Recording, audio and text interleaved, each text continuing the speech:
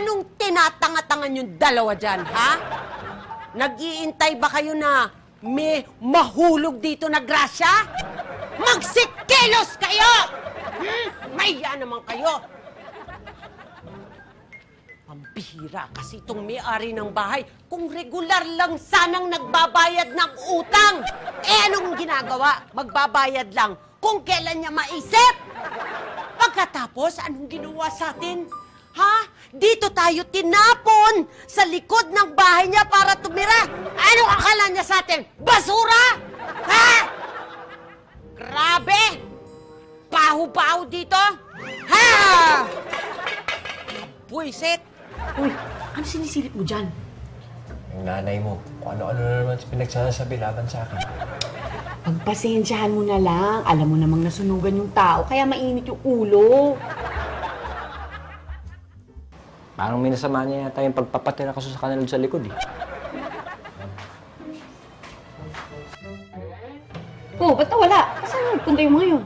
Ba, malay ko. Baka nilamon na ng lupa. Ha? Sinong nilamon ng lupa? Ha? Excuse me po.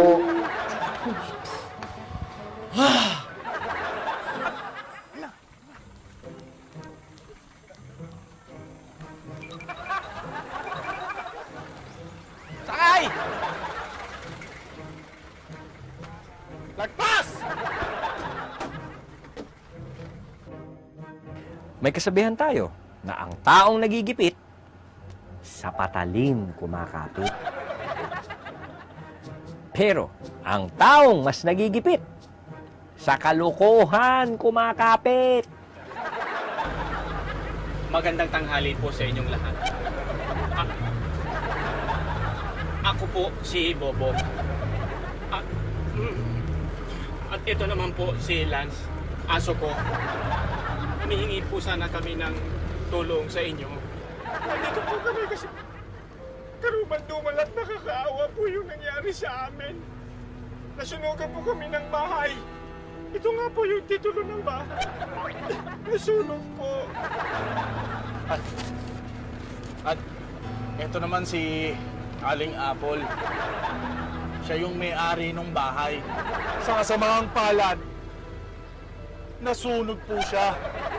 At nagkalapdos-lapdos ang katawan. Ay, kawawa naman. Ang ganda pa naman. Kaya lang mukhang OA. Kaya po kami nandito kasi hihingi po sana kami ng konting tulong sa inyo. Kahit konti lang. Kahit tig 500 lang, bawat isa sa inyo, okay na.